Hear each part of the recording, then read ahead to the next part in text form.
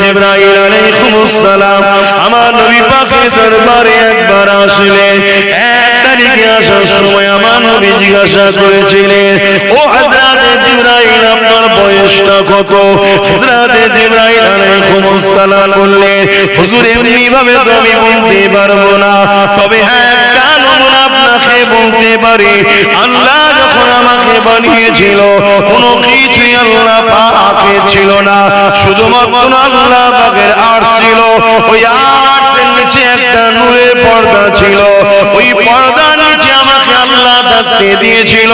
আমি জিবরাইল যখন চোখটা খুলেছিলাম, ওই পর্দা দিকে যখন নজরটা পড়লো, আমি জিবরাইল অবাক হয়ে গেলাম। ওই পর্দার